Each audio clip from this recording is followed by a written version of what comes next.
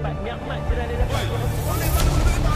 Jadi kita buat ibadah. Sudah tentu akhlak kita kat Mekah, hati kita bersih tu kan. Mak bapak kita pada tempat yang sewajarnya.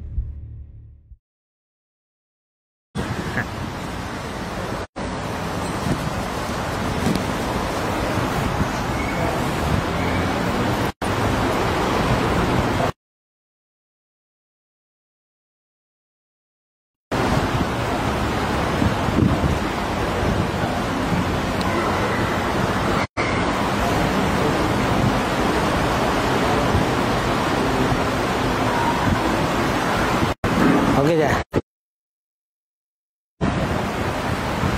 Lah, okey tak?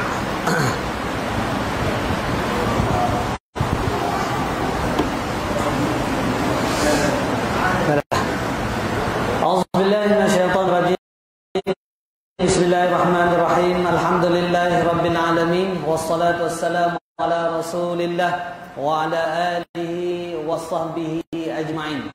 Yang dikasihi Datuk Pengurusi Sarawak An-Najah, Datuk Timbalan Pengurusi yang berbahagia, Datuk-datuk, datin-datin, tuan-tuan dan puan-puan yang dirahmati Allah sekalian.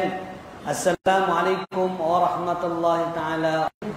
Sekali lagi, Assalamualaikum warahmatullahi taala wabarakatuh. Alhamdulillah. Syukur kita kepada Allah Subhanahu wa taala. Selawat dan salam ke atas Nabi Muhammad sallallahu alaihi wasallam. Karena pada malam ini, terima kasih sekali lagi kita mengucapkan kepada Surau An-Najah kerana memberi keizinan kepada Pertubuhan Penggerak Dakwah Putrajaya, Geng Surau Putrajaya, nama glamournya, dapat bersama-sama kita pada malam ini. Dan insyaAllah kita buka siaran langsung di Facebook Geng GSP dan juga di Facebook Surau An-Najah. Boleh like and share dan kepada rakan-rakan kita yang berada di luar, tekan like, tekan share, mudah saja, tanpa membazir masa dan tanpa menggunakan wang ringgit, hanya sekadar dengan menggunakan jari, hujung jari jemari saja.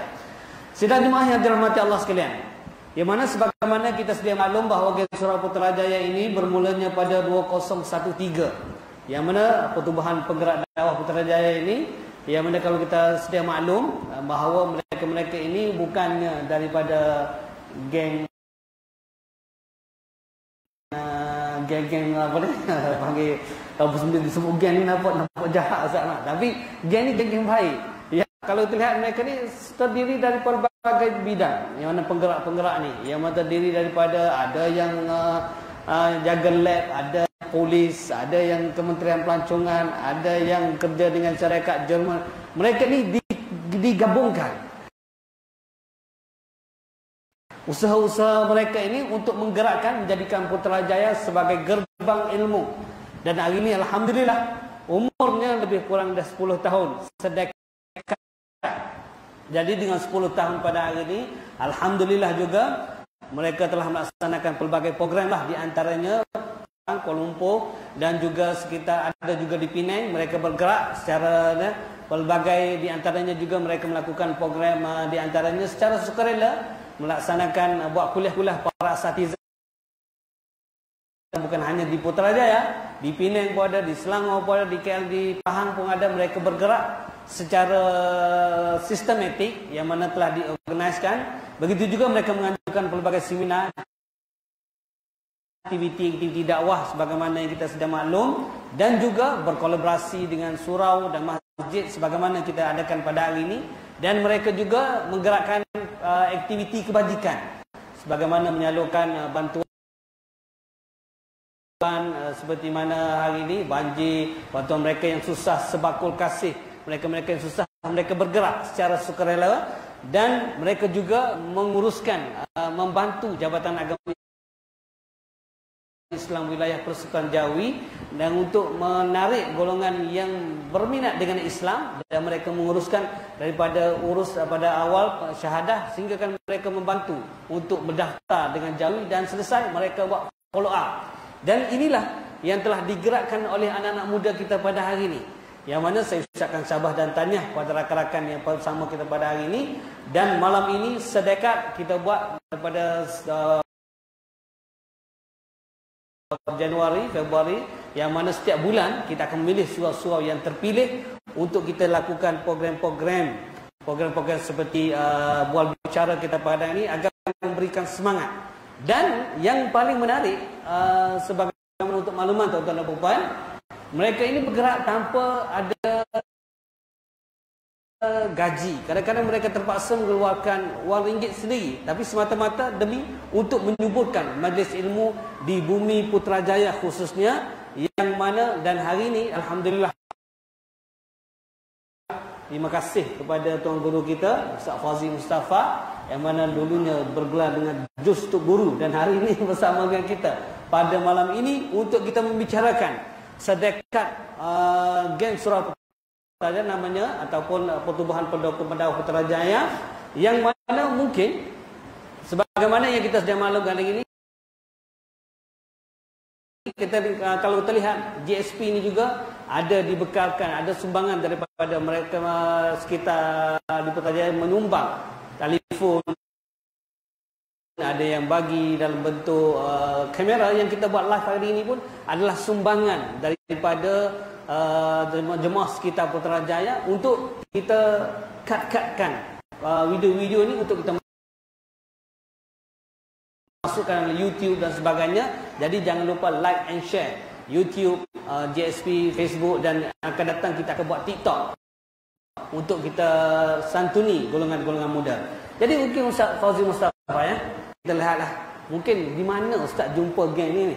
Adakah jumpa di geng kelab malam ke ataupun jumpa di mana? Sebab saya lihat anak-anak muda di Putrajaya ni yang mana di bawah GSP ni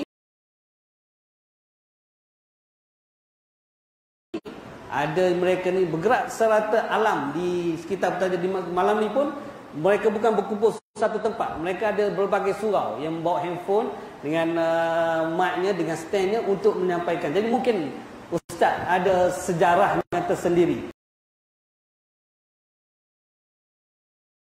Di manakah bermulanya pertemuan dengan geng Surau Putrajaya ini? Silakan Ustaz. Assalamualaikum warahmatullahi wabarakatuh. Waalaikumsalam warahmatullahi wabarakatuh. Terima kasih Ustaz Abdan, yang dirahmati Datuk Pengurusi, Timbalan Pengurusi, hajatan kuasa Surau An-Najah, Muslimin dan juga Muslimat. Alhamdulillah, syukur kehadirat Allah SWT boleh berada bersama dengan tuan-tuan, terutama dengan GSP, Geng Surau Putrajaya, yang rata-ratanya anak muda lah. Syabas. Saya sebenarnya mula mengenali geng Surau Putrajaya ni setelah kerap kali dipanggil dan dijemput. Saya ingat lebih kurang 10 buah surau di Putrajaya ni yang sangat-sangat aktif, dan mereka ni tak putus asa.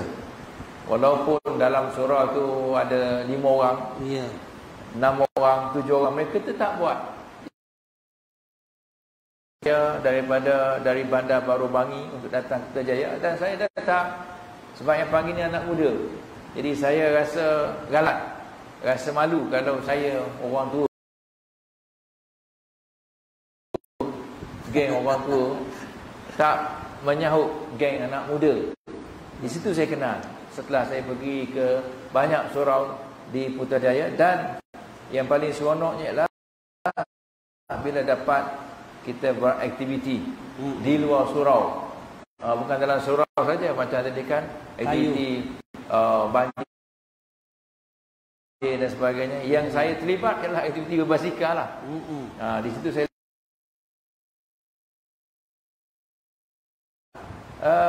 nampaklah wajah-wajah suci lah geng Surau Putrajaya ni. Saya nampak, Masya Allah, kita pula rasa kerdil sebab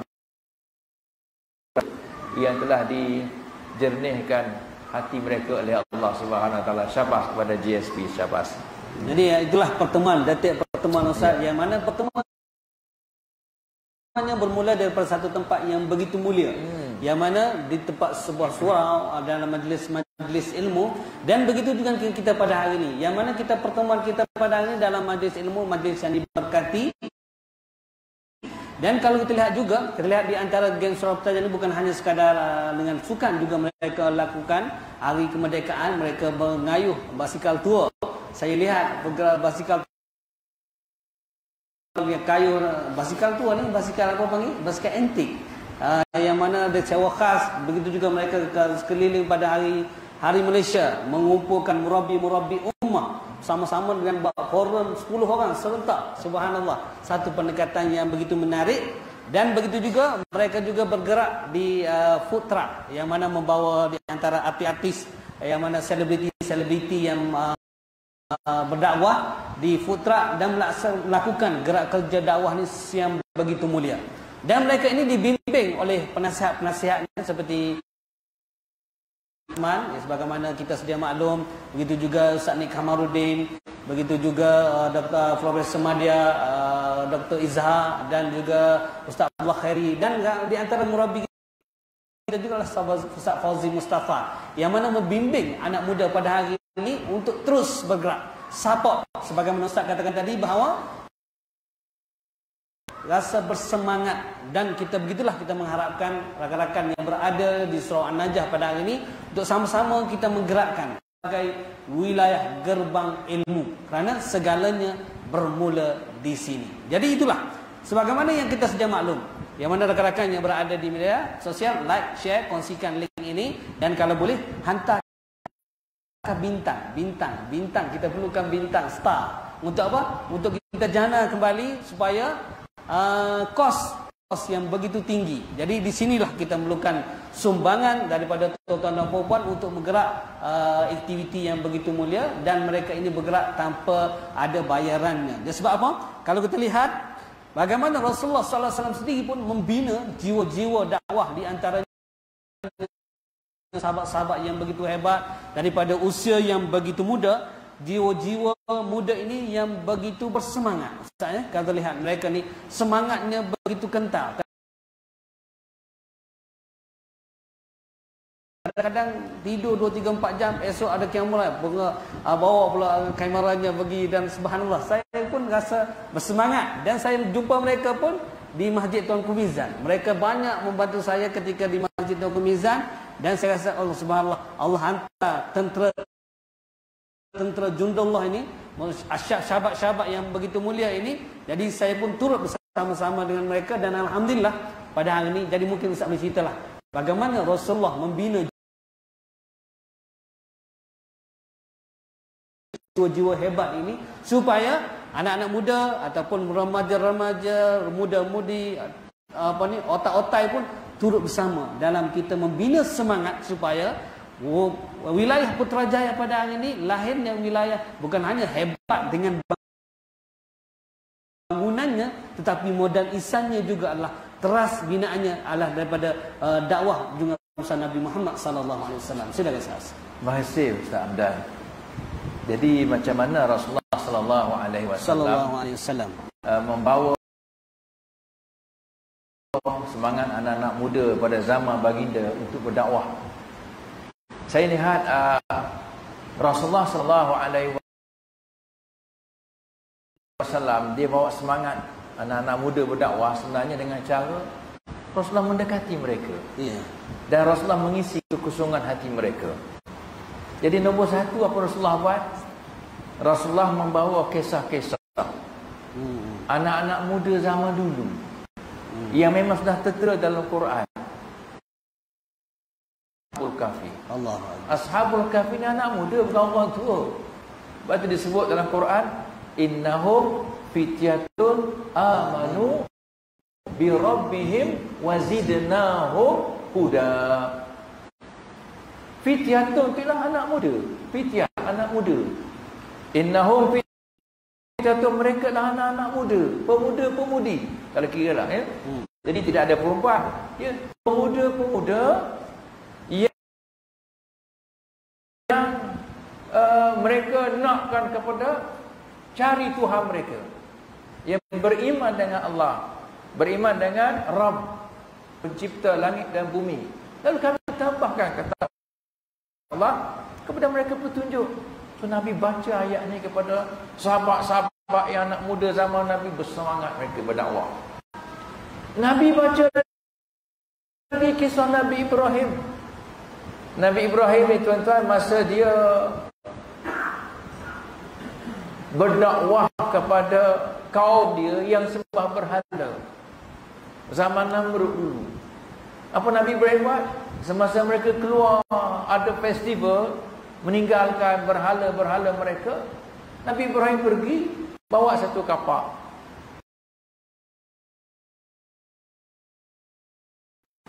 Dia pecahkan berhala-berhala kecil, ditinggalkan berhala besar. Lalu kapak tadi diletakkan di tangan berhala besar. Bila balik daripada festival di luar rumah ibadat mereka, mereka tengok berhala mereka sudah pecah. Lalu mereka tanya, siapa yang pecahkan berhala ini? Lalu ada seorang kata apa? Inna sami'na. Dia kata dalam Quran, qalu sami'na fatan yadhkuruhum yuqalu lahu Ibrahim. Kami dengar ada seorang anak muda. Qalu sami'na fata. Fata ni anak muda. Jamak plural fityah. Ashabul Kahfi, anak muda juga. Yadhkuruhum, anak muda selalu sebut-sebut nak pecahkan berhala ni. Yuqalu lahu Ibrahim, yang namanya lah dipanggil orang Ibrahim. Maka ditangkap Nabi Ibrahim. Dia tanya Nabi Ibrahim, kau kah yang pecahkan semua benda ni, berhala-berhala? Kata Nabi Ibrahim, tengoklah kapak di tangan siapa? Tengok kapak di tangan berhala yang paling besar. Lalu dia tanya Nabi Ibrahim, Ibrahim, takkan tak boleh fikir, takkan berhala besar tu boleh nak pecah-pecahkan berhala kecil? Dia pun tak boleh bergerak. Kata Nabi Ibrahim, kau tak boleh bergerak, tak boleh buat apa-apa, kenapa mu sembah dia? Ni Nabi Ibrahim punyalah hebat dakwah. Bukan dia start orang tua, start anak muda lagi. Sudah mula berdakwah, ada prinsip, ada kebenaran, akhirnya ramai orang masuk Islam. Nombor 2 pendekatan Ustaz, Nabi SAW telah beri jaminan keselamatan, kesejahteraan kepada golongan muda, buat anak muda ni yang gemar dengan aktiviti ibadah. Termasuk GSP lah. Aktiviti ibadah sama ada dalam surau ke, di luar surau ke, secara online ke, FB live ke, bagi handphone buat FB live ke, sumbangan derma untuk masa banjir ke, semua ni dikira aktiviti ibadah. Lain bagi jaminan bahawa antara 7 orang manusia golongan yang boleh bernaung di bawah naungan arasy Allah di pada masa nanti ialah, salah satunya ialah syabab, anak muda nasya'a fi ibadatillah, yang mana aktiviti dia orang muda. Surah ni yang ketuk pintu kata saya ada orang muda, masya-Allah. Yang musuh ni orang muda, yang musuh tu kamera tu orang muda. Maknanya mereka ni gemar dengan dakwah, aktiviti ibadat. Nabi kata akan bagi jaminan hari akhirat nanti anak muda berada di bawah naungan arasy Allah di padang mahsyar, yang mana panas matahari sangat terik, tetapi mereka duduk dengan nyaman bawah naungan arasy Allah Subhanahu wa taala. Begitu hebat. Nombor 3, boleh sambung lagi? Boleh Ustaz. Nombor 3 ialah Nabi ini dia hormat pandangan dan suara anak-anak muda. Nabi dekati mereka. Sebab tu mereka zaman Nabi sangat seronok berdakwah. Sebab Nabi dekati dengan cara Nabi dengar suara apa pandangan mereka. Contohlah dalam perang Uhud, Nabi dengan sahabat-sahabat veteran yang tua-tua ni seronok kalau dapat bertahan di kota Madinah aja. Tapi anak-anak muda yang bersemangat ni, yang dulu tak dapat join perang Badar, kami nak berjihad di luar kota Madinah. Masya Allah. Nabi dengar suara anak muda begitu ramai, majoriti tak ada. Nabi masuk dalam rumah, Nabi siap pakai baju besi, pakai perang. Bagi seorang rasul, kau dah pakai baju macam ni, dia patah balik semula dalam rumah untuk tanggalkan bajunya. Sebab apa? Sebab anak muda baru tahu Nabi sebenarnya nak bertahan di kota Madinah saja. Tapi Nabi akhir dengar seorang anak muda Nabi pakai baju besi. Sebenarnya dekat dengan anak muda. Dan yang keempatnya, Nabi ni dia latih anak-anak muda. Nabi tak singkir anak muda, Nabi tak sisihkan anak-anak muda. Nabi latih dalam banyak benda. Contoh ya, Ali bin Abi Talib tidur di tempat tidur Nabi dalam peristiwa hijrah. Malam hijrah, Ali, kau tidur tempat tidur aku. Selimut dengan selimut aku. Nabi bagi peranan pada anak muda. Bukan orang tua ni, anak muda. Subhanallah. Lagi Nabi nanti Muaz bin Jabal duta ke Yaman. Lagi Nabi lantik Mus'ab bin Umair. Mus'ab bin Umair itu anak muda. Anak muda tampan, segak, bergaya daripada keturunan orang kaya di kota Mekah. Tapi disebabkan dia ikut dakwah Nabi, tuan-tuan, di rumah Al-Arqam bin Abi Al-Arqam, juga anak muda Al-Arqam ni, dia wakafkan rumahnya sebagai tempat untuk tarbiyah, tempat untuk dakwah. Seronok Nabi dilengkungi oleh anak-anak muda zaman kota Mekah dulu. Lalu Mus'ab bin Umair ni, tuan-tuan, setelah diseksa, didera oleh ahli keluarga sendiri, dan Mus'ab bin Umair kering, jadi tidak handsome lagi, rambutnya apa semua, Nabi hantar dia ke Madinah sebagai duta, mengajar orang dakwah. Nabi tak hantar orang tua, Nabi hantar Mus'ab bin Umair pergi berdakwah ke Madinah. Malam pertama saya hantar satu kampung masuk Islam. Malam kedua pula kampung lain masuk Islam. Dia tak rehat. Anak muda macam GSP nak rehat. Masya Allah, tuan-tuan. Ini hebat. Lagi, tuan-tuan, Nabi nanti apa? Nabi nanti Usamah bin Zaid. Umur tak sampai 20 tahun lagi, sudah jadi panglima perang. Usamah bin Zaid. Nabi nanti Zaid bin Sabit. Zaid bin Sabit, tuan-tuan, umur tak sampai 20 tahun, belasan tahun, Nabi sudah lantik sebagai penulis wahyu. Masya Allah, tuan-tuan. Artinya Nabi mendekati anak muda, Nabi mengisi kekosongan mereka dengan cara tadi lah, melantik, mendengar suara mereka, berkawan, bersahabat dengan mereka, dan akhirnya menjadi hebat anak muda zaman Rasulullah sallallahu alaihi wasallam. Dan begitulah kalau kita lihat bagaimana junjungan besar Nabi Muhammad sallallahu alaihi wasallam membentuk jiwa-jiwa anak-anak muda pada hari ini. Dan begitulah yang kita nak lahirkan di bumi Putrajaya, yang mana kita mengharapkan sesuatu yang kadang-kadang tidak kita fikir secara lagi, boleh ke orang ini bergerak. Tapi anak muda pada hari ini mereka mempunyai tenaga, tetapi memerlukan sumbangan di Putrajaya. Yang mana kalau terlihat otak-otak yang berada di Putrajaya bukan sebarangan, yang mana terdiri daripada pegawai-pegawai kerajaan yang begitu tinggi, yang mana mereka ini mempunyai pengalaman yang begitu banyak. Dan sudah tentulah geng Surau Putrajaya ini memerlukan mereka untuk bersama-sama dalam meneruskan perjuangan untuk membentuk satu wilayah dikatakan wilayah yang diradai oleh Allah. Wilayah kalau terlihat, juga kalau lihat pada hari ini,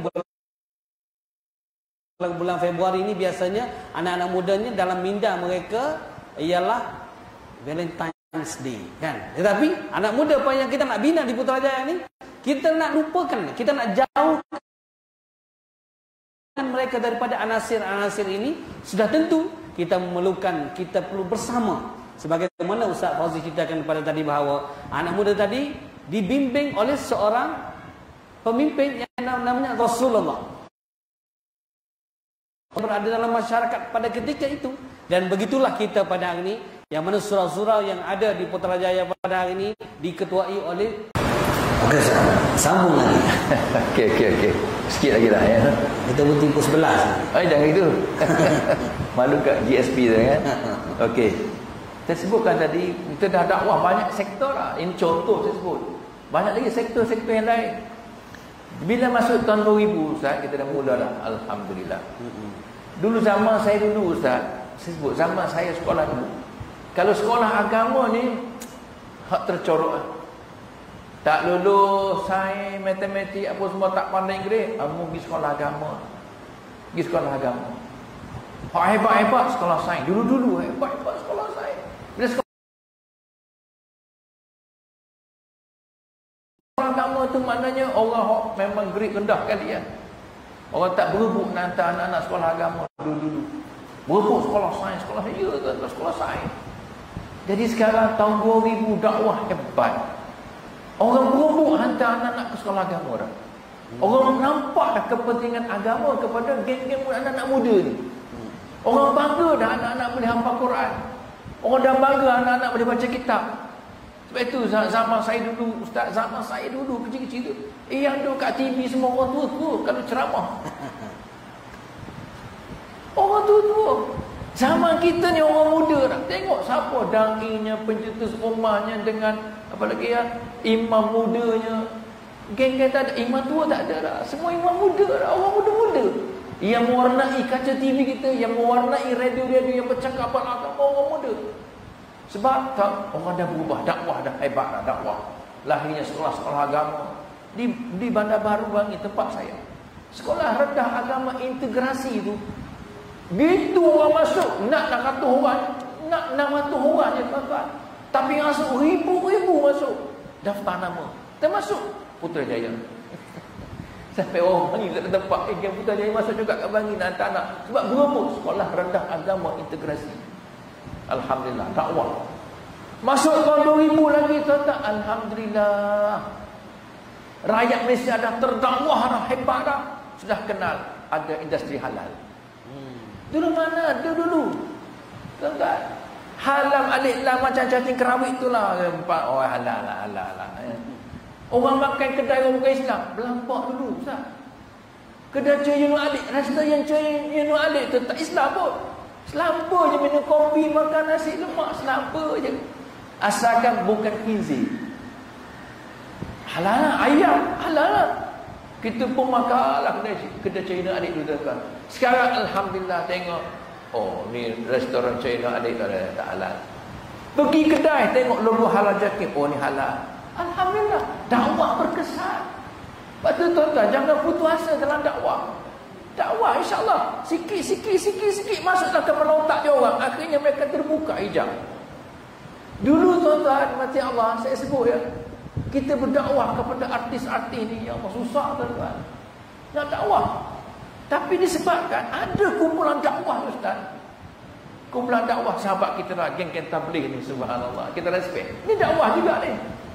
Mendekati sebab mereka tak kenal artis. Mereka dekati jumpa orang terjumpa artis akhirnya cerita mainlah sama-sama. Kita mengenal Allah SWT yang telah mencipta kita tuan-tuan. Mainlah kita masuk bayan, kita ada sikit taklim apa. Kawan tu ialah tak ada dengar benda kita syurga apa neraka apa. Akhirnya lama-lama dekat, berubah dipanggil artis hijrah. Dakwah tu dakwah. Dan akhirnya mereka pun nak berdakwah pada sesama mereka. Masya-Allah. Tuan-tuan. Malah artis hijrah tu lebih baik dari saya lagi, Ustaz. Lebih baik lagi cerita bab agama, masya-Allah. Kalau ceramah masa saya ceramah pegang handphone, pegang kunci kereta, dia ceramah pegang buat tasbih. Hebat artis hijrah sekarang, tuan-tuan. Saya pergi ceramah mana-mana, Ustaz, kami bagi Ustaz hotel. Boleh kan? Boleh. Tak ada masalah. Artis hijrah pula, Syekh, kita bagi hotel dan entah. Gini Syekh, entah cari hotel dekat dengan masjid. Subhanallah, beza. Dakwah tu melekat di hati dia tu.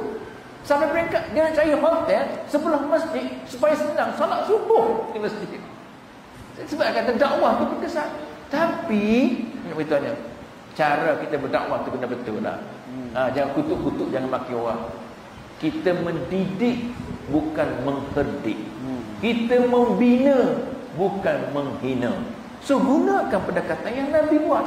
Akhirnya insya-Allah ramai orang akan sukakan kepada Islam dan akhirnya menjadi pendakwah yang hebat walaupun dulu mereka ada sejarah hitam yang silam. Wallahu a'lam. Itulah pentingnya gerakan dakwah ini, yang mana kita mengharapkan Gen Surau Putrajaya ni, yang mana yang muda-muda ni akan jadi tua.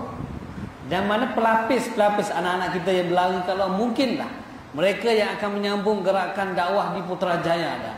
Dan bagaimana kita nak konsistenkan bahawa pertubuhan penggerak dakwah Putrajaya ini terus kekal sehinggalah kita bertemu dengan Allah Subhanahu Wa Taala. Sudah tentu kita memerlukan satu perancangan. Sudah tentu kita memerlukan satu nasihat-nasihat daripada orang-orang yang lama. Sudah tentu kita memerlukan sumbangan dana yang begitu hebat untuk kita gerakkan gerakan dakwah ini. Dan sudah tentu kita perlu membina daripada sekarang supaya gerakan dakwah ini terus kekal. Dan insya-Allah akan lahirnya Putrajaya ini sebagai gerbang ilmu. Tak ada lagi lah anak-anak muda yang duk bila masuk Februari ini duk fikir Valentine Days, duk lepak. Yang mana kita pernah membuat satu saat kita bersama dengan Maulana Helmi, kita pergi ke pergi ke jambatan-jambatan. Ada anak-anak muda kita yang sedang minum dan dia segan, dia letak bawah kaki dan kita nampak sedang minum minuman yang dilarang dalam Islam. Jadi kita lihat bahawa pentingnya gerakan dakwah ini dalam satu masyarakat supaya masyarakat tadi subur dengan Islam, supaya rahmat Allah turun kepada kita yang berada di bumi Putrajaya Padang ini, bukan hanya megah dari segi bangunannya tetapi modal-modal insannya. Sebagaimana Ustaz maklum tadi bahawa subhanallah, ramailah dilahirkan insan-insan yang hebat dari segi ekonominya, dari segi sosialnya, dari segi segala bidang adanya gerakan Islam di dalam negara kita. Dan kita lihat juga Ustaz, kita juga pernah ada di kalangan kita geng Surau Putrajaya ini, mereka tidak bekerja. Jadi saya pada kebetulan tu saya diketemukan di Masjid Al-Qur'an, ditemukan dengan badan seorang tokoh korporat. Dan saya lihat bahawa rezeki daripada sahabat geng Surau Putrajaya ini, bila mana korporat tadi minta saya cari seorang untuk dia nak bayar supaya dapat pergi umrah, dia nak taja. Dia minta saya cari dan alhamdulillah terpilihnya daripada geng Surau Putrajaya.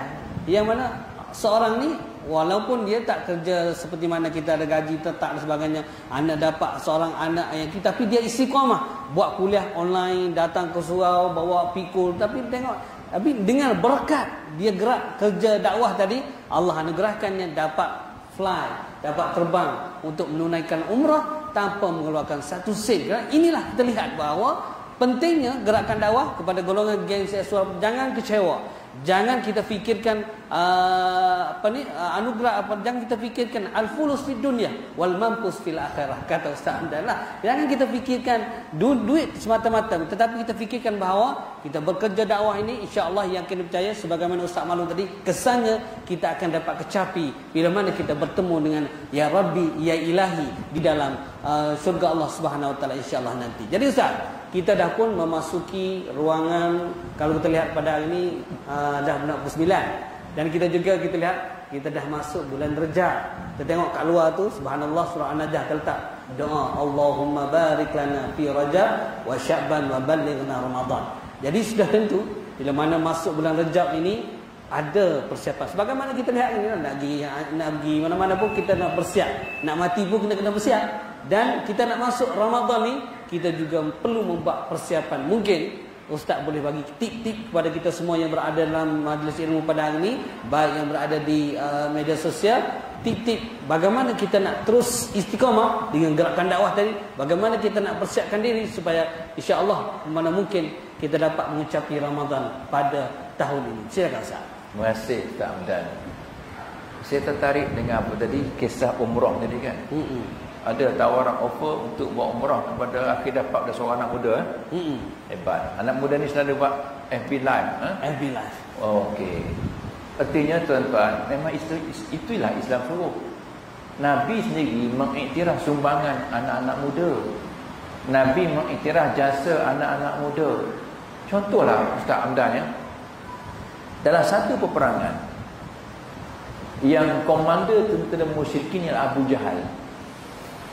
Dan dalam kes Abu Jahal ni mati dalam peperangan tersebut, salah satu sebab yang faktornya dia telah dilibas dengan pedang oleh dua orang anak muda.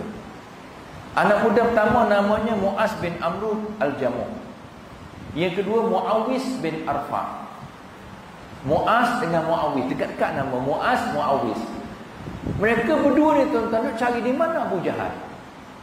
Mereka berdua boleh dah dapat swing lah pedang. Cuma nyawa-nyawa ikan Abu Jahal tak mati lagi, nyawa-nyawa ikan Abu Jahal.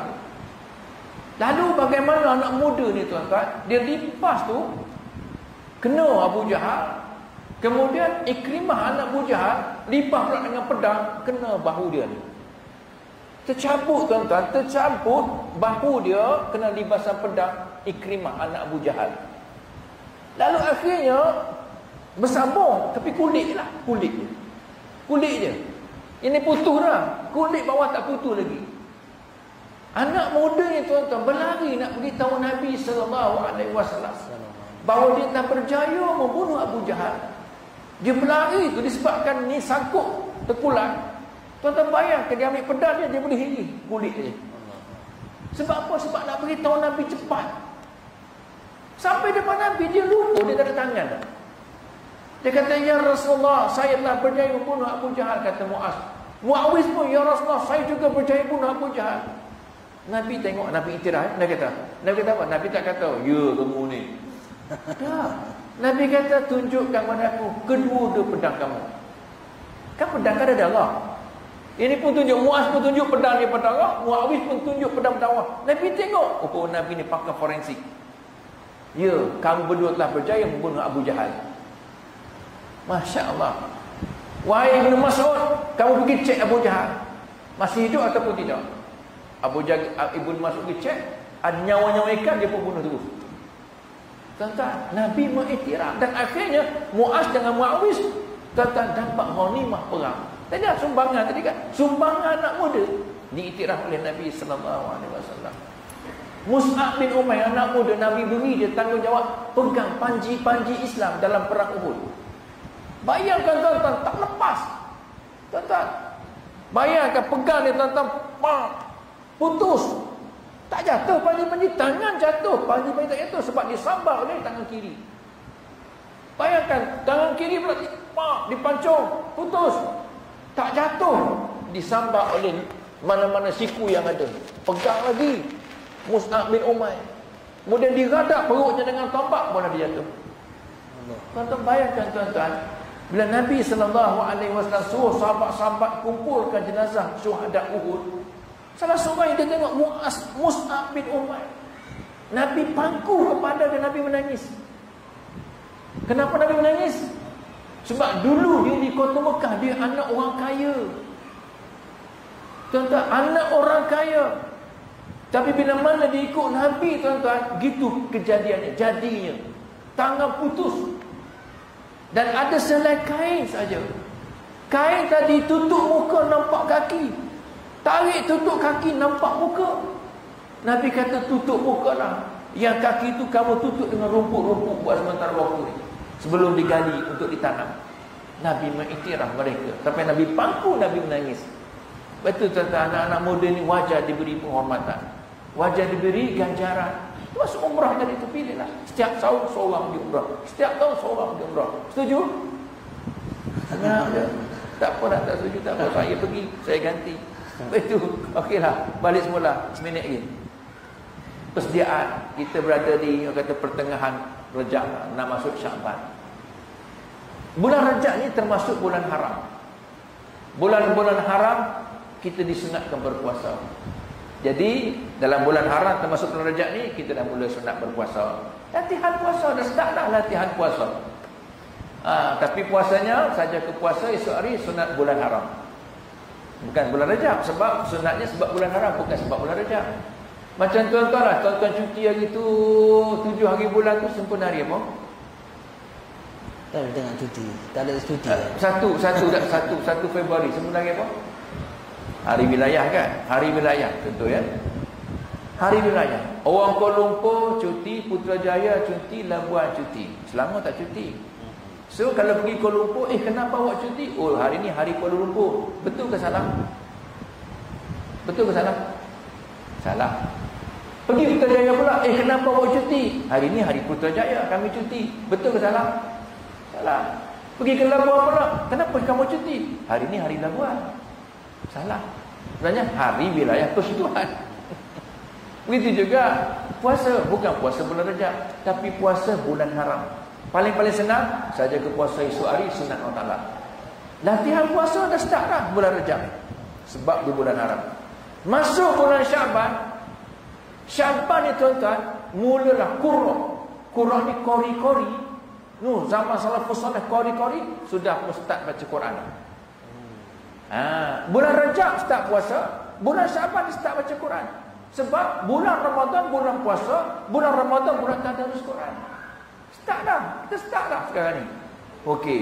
Kemudian tuan-tuan dah mula latihan infak. Mula dah kita menyumbang. Sebab bulan Ramadan bulan kita nak buat jual dah buka puasa. Hantar ke surau, dah mula infak dah. Kita telah kedekut. Yang kedekut mulalah kita menyumbang dah.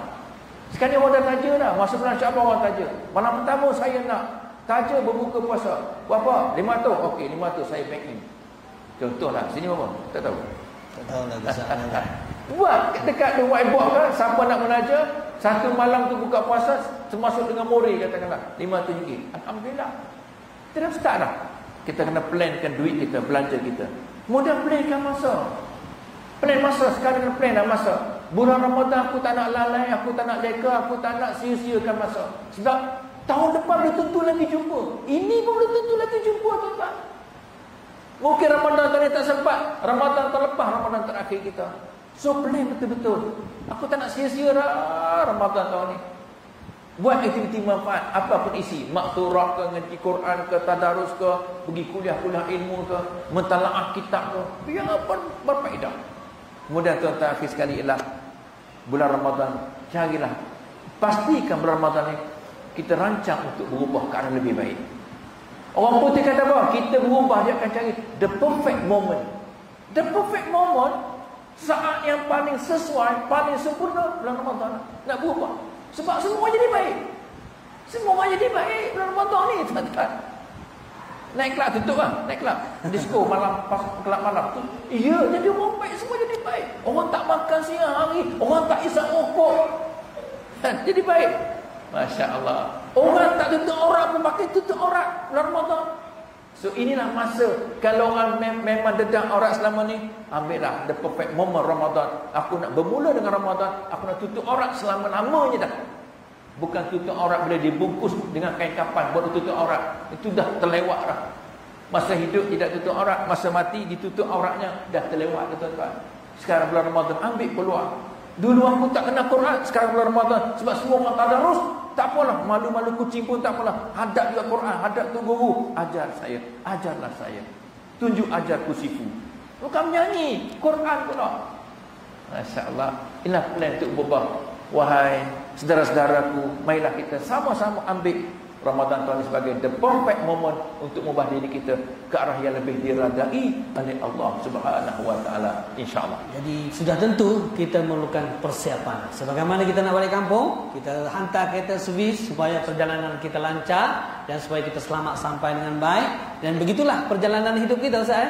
Kalau Ustaz pesan kepada kita tadi bagaimana bermula pada sekarang ni kita belajar puasa sunat dan sebagainya. Bermula pada sekarang ni kita mulakan lidah kita, fasihkan lidah kita untuk membaca Al-Quran agar masuk di Ramadan kita lebih bersemangat. Kita bukan hanya sekadar membaca tadarus, tetapi kita tadabbur. Bila mana kita tadarus, kita tadabbur, kita talaki, kita tahsin, kita akan menjadi umat yang terakhir terbaik. Sebagaimana dikata kuntum khaira ummatin ukhrijat linnas ta'muruna bil ma'ruf wa tanhauna 'anil munkar wa tu'minuna billah. Inilah Geng Surau Putrajaya yang memerlukan nasihat daripada otak-otak yang berada di sini juga. Begitu juga rakan-rakan daripada ahli Geng Surau Putrajaya. Teruskan bagaimana kerja-kerja yang bergerak terus supaya ianya terurus. Dan Ustaz mungkin terakhir kita nak landing hari ini, kita nak tinggalkan kepada mereka supaya nak buat kerja ni kadang-kadang semangat, tetapi kadang-kadang tak boleh nak istiqamah. Dan ada juga kadang-kadang supaya kita pesan kepada semua yang ada kat sini, ahli karya Surau An-Najah, Geng Surau Putrajaya, supaya mereka ni terus istiqamah mengimarahkan surau di mana sahaja kita berada dan terus istiqamah menggerakkan gerak-gerak kerja dakwah ni.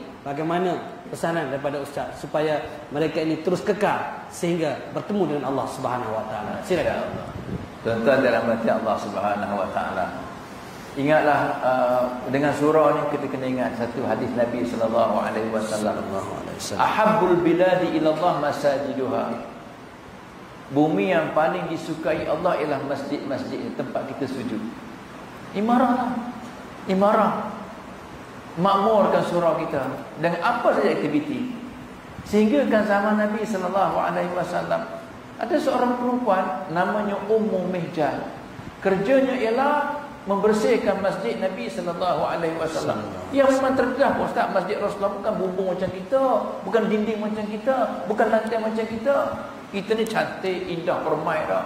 Jadi kadang-kadang adalah benda-benda jatuh, daun kayu ke apa ke tuan-tuan. Sebab pelepah-pelepah tamar saja. Jadi kutip je, kutip apa-apa. Kalau adalah benda-benda yang najis ke apa, dia kutip-kutip, dia tak kat luar, bersihkan masjid Nabi SAW. Maka satu malam, Nabi ni biasa tiap-tiap malam Nabi akan tidur awal, Ustaz. Nabi tidur awal. Kalau tidak ada program apa-apa, Nabi tidur awal. Sebab Nabi nak bangun awal untuk tahajud. Jadi pada malam, satu malam tu Ummu Mihjan ni meninggal. Bila meninggal, sahabat-sahabat keliru. Patutkah kita beritahu Nabi SAW? Kata sahabat, jangan kacau Rasulullah dah tidur dan kacau. Jadi kita uruskan jenazah ni malam ni juga. Jadi sahabat-sahabat pun berpakat uruskan jenazah Ummu Mihjan, dimandikan, dikafankan, disolatkan tanpa Rasulullah hadir. Kemudian dikebumikan di Baqi' pada malam itu juga. Lalu tak lama, beberapa hari lepas tu, Nabi SAW perasan, mana Ummu Mihjan? Tak lama tak nampak. Dia sudah tak bersihkan masjid. Rumah Nabi kan sebelah masjid, hanya dinding saja memisahkan. Tak nampak Ummu Mihjan. Nabi tanya sahabat, di mana perempuan bersihkan masjid tu? Ummu Mihjan ke Rasulullah? Ya. Semua sahabat dia takut nak beritahu Nabi. Sebab Nabi dah tanya mana. Akhirnya seorang tu berani, dia kata, ya Rasulullah, Ummu Mihjan dah meninggal ya Rasulullah. Berubah muka Nabi. Kenapa tak beritahu aku? Kami tak mau mengganggu tidurmu ya Rasulullah. Tunjukkan aku di mana kuburnya. Maka sahabat membawalah Nabi ke kubur Ummu Mihjan di kuburan Baqi'. Maka Nabi pun sembahyang jenazah di kubur tersebut. Nabi berkata, Nabi bersabda, wahai Ummu Mihjan, apakah amalan yang kamu buat masa hidup atas dunia yang kamu lihat dalam kubur sekarang begitu besar ganjaran pahalanya? Sahabat tanya, ya Rasulullah, dia mendengar ya Rasulullah? Kata Nabi, dia lebih mendengar berbanding dengan kamu di atas kubur ini. Dan dia telah pun menjawab, amalan yang paling besar ganjaran pahalanya yang dia buat masa hidup atas dunia adalah bersihkan masjid. Itu bersihkan masjid tu tuan. Baik kalau kata imarah ke masjid dengan aktiviti masjid dibawa keluar pula. Geng Surah Putrajaya ada image, ada jenama tuan-tuan. Bawa ni image Surah Putrajaya, pergi berdakwah, pergi buat aktiviti kebajikan. Masya-Allah. Sudah membersihkan image masjid dan surah. Tuan-tuan, Allah teruskan dakwah. Sehingga kata Ibnu Mas'ud radhiyallahu anhu, perkara yang paling aku menyesal dalam hidup aku ialah bila naiknya matahari dan terbenamnya matahari, sedangkan aku tidak berubah satu sikit pun untuk menjadi lebih baik. Masih ditakut lama juga. Itu paling aku sesal dalam hidup aku. Tak berubah apa-apa. Naik matahari, turun matahari. Naik matahari, turun matahari. Takut lama je. Tidak berubah. Jadi kita berdakwah lebih hebat lagi, insya-Allah. Insya-Allah itulah Ustaz kalimah yang terakhir yang boleh saya lontarkan. Wallahu a'lam bissawab. Alhamdulillah. Terima kasih kepada Ustaz Fauzi Mustafa di atas kupasan yang saya rasakan begitu menarik dan sudah tentu membuatkan kita tertarik. Bukan tertarik sekadar apa yang telah disampaikan oleh Ustaz dengan cerita-cerita, dengan pengalaman-pengalaman, dengan hadis-hadis yang telah dibacakan, tetapi supaya kita lebih bersemangat, supaya kita menjadi hamba Allah. Hamba Allah bukan hanya sekadar kita berusaha di atas dunia, tapi kita ingat, kita buat persiapan. Segala apa yang kita lakukan di atas dunia adalah persiapan untuk kita bertemu dengan Allah Subhanahu Wa Taala. Terima kasih sekali lagi pada Surau An-Najah. Terima kasih pada Ustaz Fauzi Mustafa di atas kesediaan. Terima kasih pada tuan-tuan dan puan sudi terus kekal bersama dengan kita. Dan di antara program sedekat Game Surau Putrajaya pada ini, esok kita ada bijak sifir di salah satu surau di Putrajaya, di Surau Al-Farabi. Dan begitu juga kita akan lakukan satu program besar juga bersama Ustaz Wadi Anwar di Masjid Putrajaya pada bulan 3 nanti. Dan banyak lagi program-program dan kemuncaknya insya-Allah kita akan buat di satu karnival sedekat di Masjid Tuan Kumizan Zainal Abidin. InsyaAllah mudah-mudahan Allah memudahkan urusan. Dan insyaAllah gerakan-gerakan ini kita memerlukan sokongan daripada yang bagi Datuk Tazi, surau-surau yang berada di Putrajaya, rakan-rakan yang berada di Facebook kita pada hari ini. Like and share dan teruskan hantar star-star supaya kita dapat bergerak. Terus kita beristiqamah bersama menyokong perjuangan pertubuhan penggerak dakwah Putrajaya, nama glamournya GSP, Gen Surau Putrajaya, yang berdaftar di bawah RUS adalah Pertubuhan Penggerak Dakwah Putrajaya. Mudah-mudahan kita doakan gerakan-gerakan seperti ini terus subur di bumi wilayah Putrajaya, agar lahirnya turunnya rahmat Allah Subhanahu wa taala. Mudah-mudahan kita dapat mengutip hasil-hasilnya, sumbangan-sumbangan daripada tuan-tuan dan puan, idea-idea yang ada untuk kita kembangkan program-program dakwah ini, bukan hanya sekadar di surau, bukan hanya sekadar di luar sana, tapi idea-idea ataupun sumbangan-sumbangan dalam bentuk kewangan juga mereka memerlukan daripada pandangan daripada tuan-tuan dan puan agar kita terus bersemangat, beristiqamah. InsyaAllah Allah akan memberikan ganjaran yang sewajarnya pada mereka yang mukhlisin, yang benar-benar ikhlas dalam perjuangan, dalam memertabatkan Islam di dalam diri masyarakat dan keluarga kita. Dan insyaAllah terima kasih kepada semua, dan insyaAllah jangan lupa like and share YouTube kami, subscribe YouTube Gen Surau Putrajaya, Facebook, dan insyaAllah TikTok belum ada lagi dalam proses TikTok. Dan insyaAllah mudah-mudahan dia biasalah mereka ni bekerja kadang balik petang. Ada yang saya begitu kagum, naik ada salah seorang anak muda pergi kerja Damansara tuan-tuan, naik bas kuliah subuh, dia sempat buat live. Balik kerja, dia bekerja bukan nak balik jumpa isteri, dia balik bekerja nak buat live, naik bas daripada Damansara nak sampai ke Putrajaya berapa jam. Kita bayangkan, kita naik motor boleh ciluk-ciluk tuan-tuan. Dia naik motor, ada kalanya dia accident, tapi dia ambil pendekatan naik bas, tetapi dia masih kejar nak rebut peluang nak buat live tadi dengan phone sendiri, dengan data sendiri. Dan inilah yang kita nak bawa, semangat-semangat ini kita tak nak mereka pudar, lemah semangat. Kita tak nak anak muda ini down. Awak down, awak tak down kan? Jadi awak terus semangat dengan sokongan-sokongan karya-karya di Surau Putrajaya pada hari ini, dengan sokongan pandangan idea daripada otak-otak yang berada di Putrajaya. Mudah-mudahan suburnya Islam di bumi Putrajaya, segalanya bermula di sini. Jadi itu saja daripada Gen Surau Putrajaya, dan saya hanya menumpang mereka ni, semangat mereka ni. Saya malu bila mana berjumpa dengan mereka ni. Kerana apa? Kita kadang-kadang aku ustaz tak buat kerja macam ni kan. Tapi bila mana mereka ni bukan ustaz, ada kadang-kadang polis, ada engineer, ada kontraktor, ada macam-macam tugasan mereka, tapi mereka bersemangat demi la ilaha illallah. Jadi itu sekadar tanya pada surau Gen Surau Putrajaya, terutama pada surau An-Najah di atas sokongan yang telah diberikan. Mudah-mudahan kita akhiri majlis kita pada hari ini dengan tasbih kafaratul majlis dan suratul As. Subhanakallah wa bihamdik, asyhadu an la ilaha illa anta, astaghfiruka wa atubu ilaik. Bismillahirrahmanirrahim.